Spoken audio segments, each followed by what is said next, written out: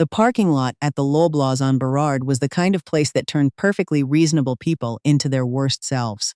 Fiona had learned this the hard way on a Tuesday in March, when the slush was still gray and thick along the curbs and the sky over Vancouver had that particular shade of pale that made everyone feel slightly cheated. She'd been circling for 11 minutes. She knew because she'd been watching the clock on her dashboard with the kind of obsessive focus that only comes from running late, when she finally spotted it.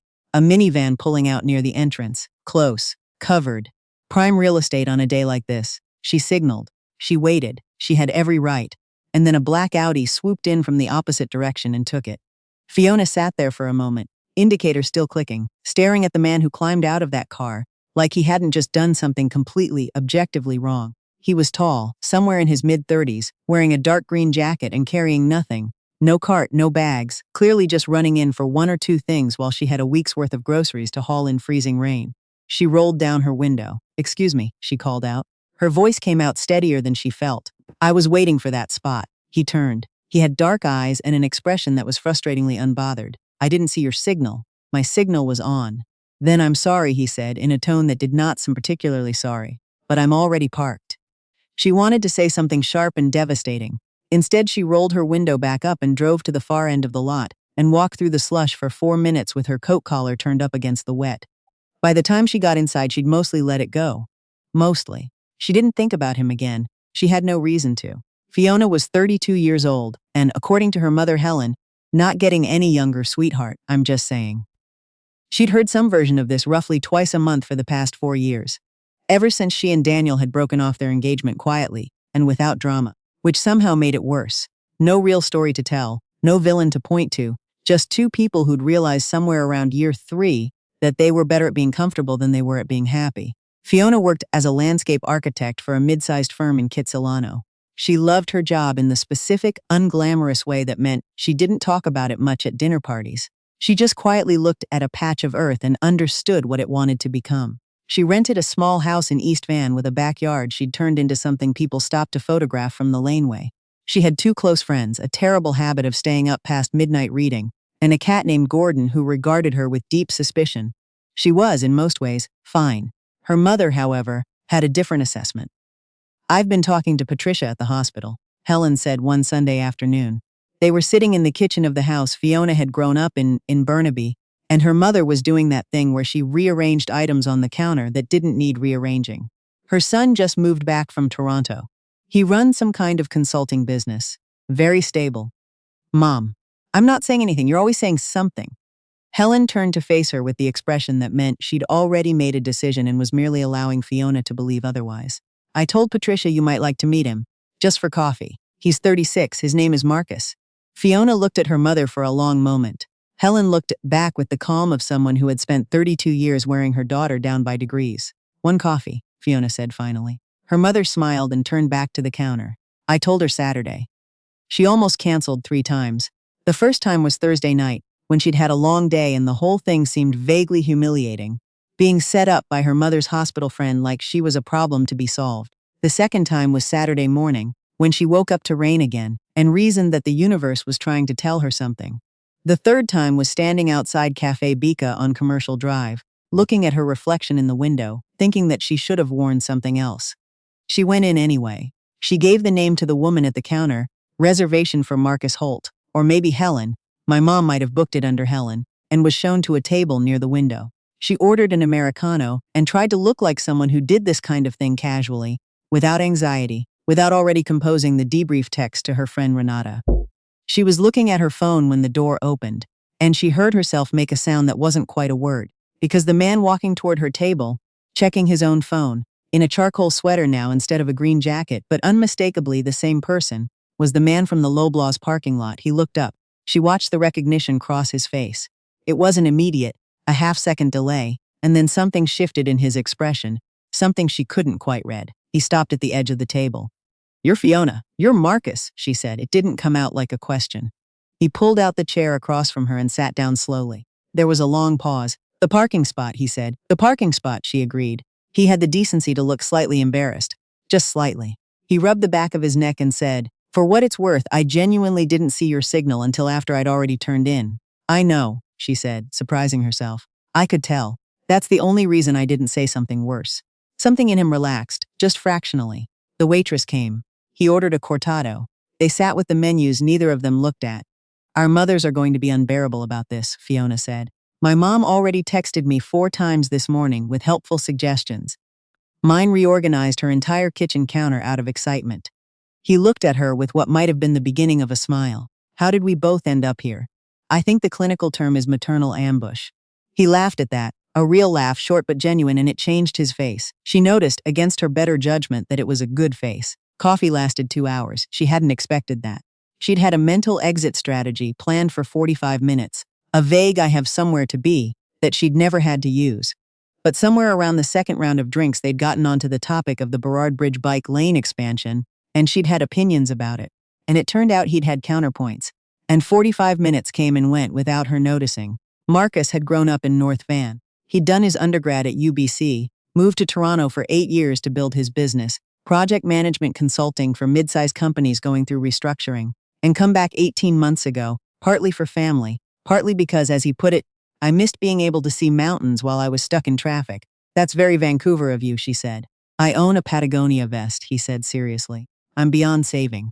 She found herself telling him about her work, not the abbreviated party version, but the real version, about how she'd spent 6 months fighting with a developer to preserve a single mature oak tree on a residential project, and how she'd won, and how the tree was still there on Dunbar Street, and every time she drove past it, she felt like she'd actually done something. He'd listened properly. Not waiting for his turn. Actually listening. She drove home afterward and sat in her car outside her house for a moment before going in. Gordon met her at the door with his usual expression of reproach. It was fine, she told him. It was just fine. She texted Renata. Okay, he was actually not terrible. Renata replied in 11 seconds. I need everything. They went to dinner 2 weeks later. Then a farmer's market in Steveston the weekend after that, where he bought far too much squash. And she photographed an overgrown garden on a heritage property that she couldn't stop thinking about professionally. It rained, because it was still April, and this was still Vancouver, and they shared an umbrella that was too small for 2 people, and walked closer together than was strictly necessary. She noticed that he was patient in the way that meant it wasn't an act. Patient with the slow vendor, patient with the roundabout way she sometimes got to a point, patient with Gordon, who he'd met exactly once and who had bitten him. He bites everyone, she told him. He bit a plumber once. Marcus had looked at Gordon with what she could only describe as professional respect and said, fair enough. She also noticed that he called his mother back, not later, right when she called.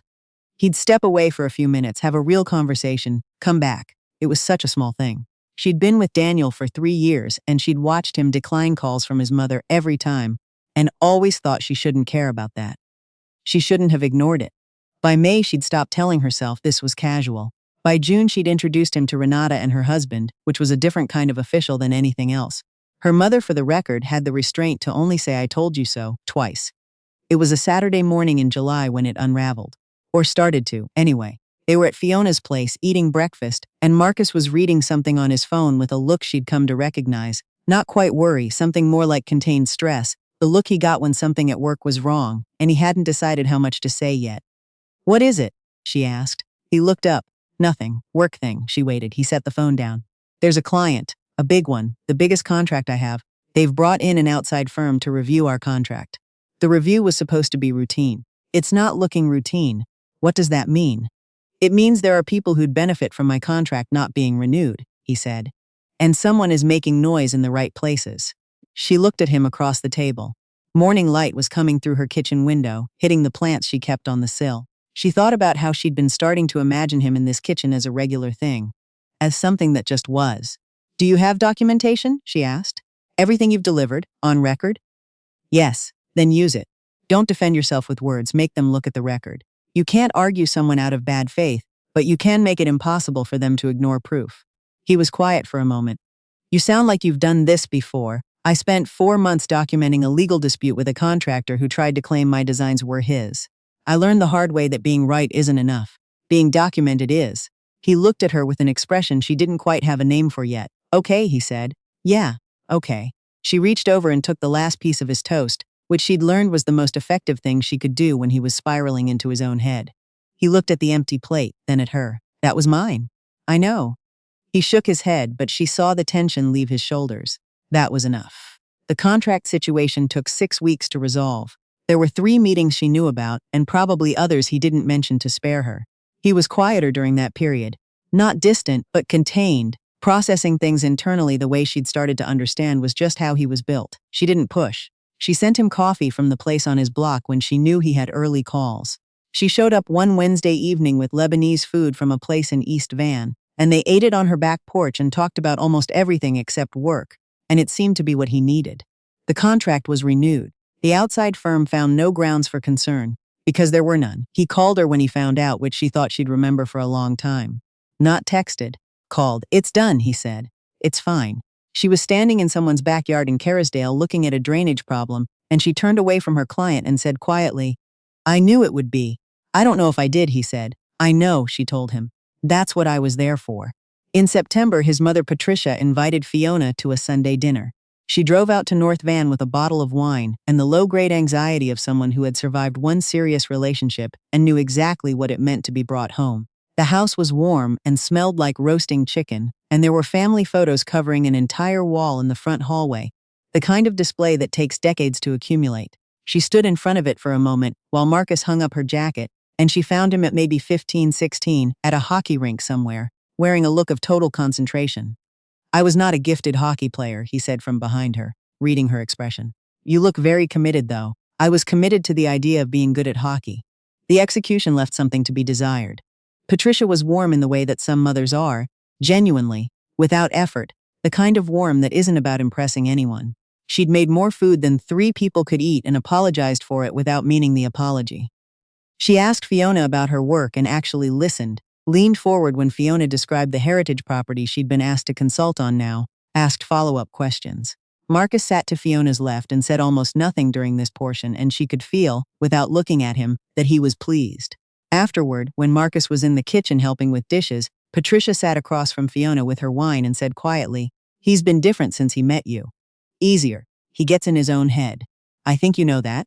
"I'm learning it," Fiona said. "It's not a flaw," Patricia said. "It's just, he needed someone who doesn't take it personally, who waits."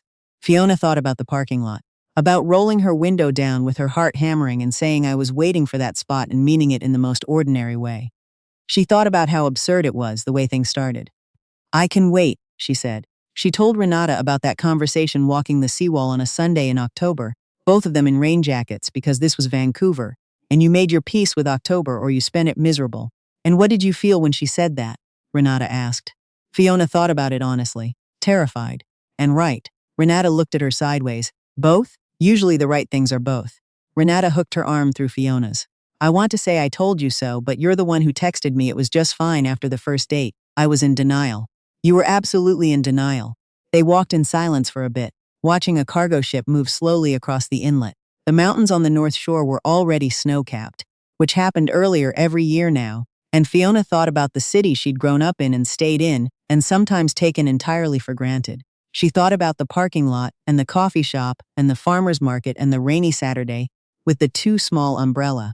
She thought about how things that mattered almost never arrived, looking like they mattered. She knew she was in love with him the way you know most important things. Not in a single moment, but as an accumulation, a slow arrival, the way dawn comes before you notice the light has changed. It was an ordinary Thursday in November. She was at her drafting table, and he was on her couch with his laptop, working late because she'd offered the space, and he'd accepted without making it a bigger thing than it was, the way they'd learned to do. Gordon had inexplicably chosen his lap to sit in, which had never happened before, and which Marcus bore with the dignity of a man who understood he'd been honored.